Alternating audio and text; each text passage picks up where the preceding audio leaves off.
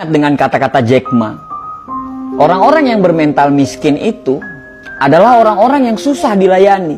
Diberi sebuah peluang dengan gratis, mereka pikir itu jebakan. Ditawarkan investasi kecil, katanya hasilnya tidak besar.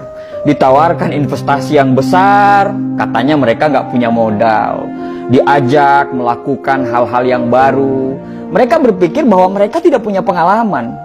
Diajak bisnis tradisional, katanya persaingannya itu berat sekali di luaran. Diajak bisnis yang model baru, katanya itu multi level marketing. Diajak buka toko, katanya ngeluh nggak bebas. Diajak bisnis apa aja, mereka bilang mereka nggak punya keahlian. Jadi orang-orang bermental miskin ini selalu berpikir lebih banyak daripada profesor, tapi bertindak lebih sedikit dari orang buta. Dan coba Anda tanyakan kepada mereka, apa yang sudah mereka lakukan terhadap hidup mereka?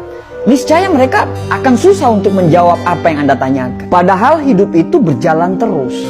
Dan tanpa mereka sadari, mereka itu lagi menyia-nyiakan hidup yang hanya sementara di dunia ini. Apa yang terjadi dengan kita sekarang?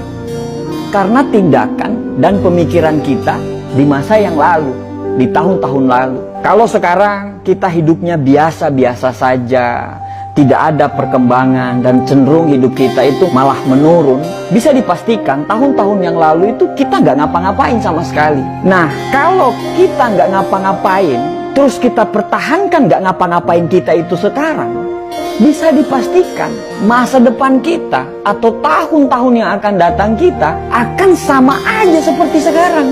Selalu ada kesamaan apa yang dilakukan oleh orang-orang gagal dan bermental miskin ini. Kesamaan itu adalah sepanjang hidup mereka, mereka hanya menunggu dan menunggu. Andai saya punya uang, saya akan bla bla bla. Andai saya jadi pimpinan, saya akan ini, saya akan itu. Andai kata, jikalau, meskipun, dan akan tetapi, selalu jadi kata-kata manis yang secara tindakan itu omong kosong. Ada sebuah konsep yang bagus untuk kita bisa jadikan pegangan. Kalau kita mau hidup kita sulit ke depannya, maka sekarang ambillah pilihan-pilihan yang gampang. Nonton Netflix berseri-seri, scroll TikTok berjam-jam, nongkrong dengan teman-teman, bangun kapanpun kita mau, dan lakukan apapun yang kamu suka. Itu adalah tindakan yang sangat gampang. Tapi konsekuensinya adalah masa depan yang sulit. Atau kita mau mengambil pilihan yang kedua, yaitu kalau mau kehidupan ke depan kita gampang, maka sekarang kamu harus mengambil pilihan-pilihan yang sulit. Bikin rencana hidup, disiplin terhadap waktu, belajar hal-hal yang baru tanpa melupakan untuk mempertajam ilmu-ilmu yang lama, berteman dengan orang-orang yang mau diajak bertumbuh. Dan itu semua adalah pilihan-pilihan yang sulit. Tapi dengan pilihan-pilihan tersebut, insya Allah hidup ke depan kita itu akan jadi gampang.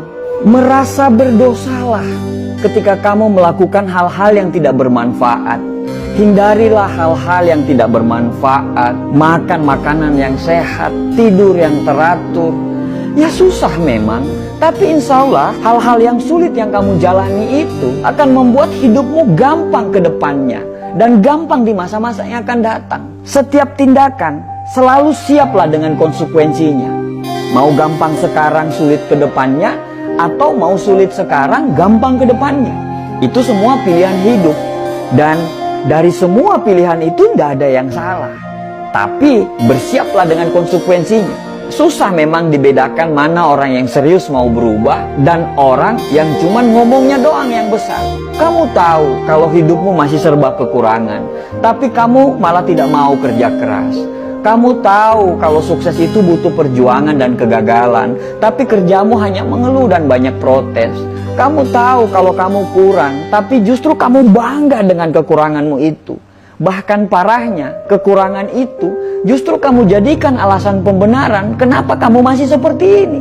Ya wajarlah dia sukses, dia akan punya modal, sedangkan saya, ya wajarlah orang tuanya kaya, sedangkan saya, ya wajarlah dia didukung, sedangkan saya, ya wajarlah, maklumlah, mereka yang pantas apalah, dan bla bla bla bla bla. Banyak sekali alasan yang Anda ungkapkan.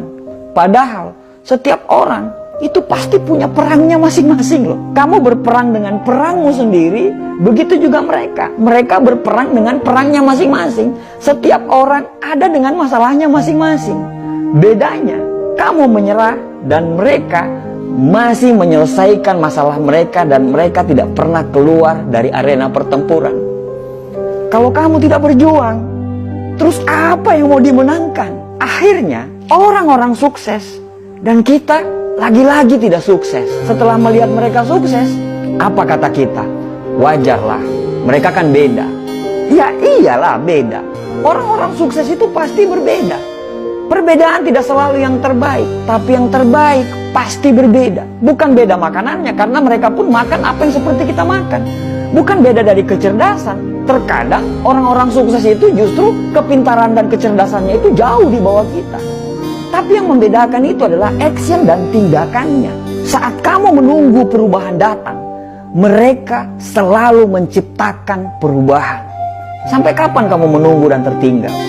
Lebih baik gagal karena melakukan sesuatu daripada sukses tapi tidak melakukan apa-apa dalam hidup. Manusia itu bisa berubah karena Tuhan menciptakan kita, selalu ada maksud dari penciptaan tersebut. Tidak ada yang bisa merubah diri kita kecuali diri kita sendiri yang mau berubah. Berdoa lebih banyak, bangun lebih pagi, belajar lebih giat lagi, cari lingkungan pertemanan yang memang betul-betul membuat kita bertumbuh. Selalu positif tiap hari dan jangan banyak mengeluh. Pelajari semua pola-pola kenapa orang bisa sukses. Karena sukses itu berpola, gagal pun berpola. Ya terserah kamu mau ngomong apa. Mau ngomong kita kebanyakan bacot lah atau apapun itu. Tapi setidaknya kami sudah mengingatkan. Tugas kami itu hanya mengingatkan. Sesungguhnya kamu tidak akan dapat memberi hidayah kepada orang yang kamu kasihi. Tapi Allah memberi hidayah kepada orang yang dikehendaki. Orang positif selalu saling mendoakan. Orang negatif akan saling menjatuhkan. Orang sukses itu paham proses. Sedangkan orang gagal pasti banyak protes. Semoga kita dan keturunan kita bisa sukses dan bisa memberikan sumbangsi untuk negara ini. Dan semoga kita terhindar menjadi orang-orang yang hanya ngomong doang, tapi nol secara tindakan. Terima kasih.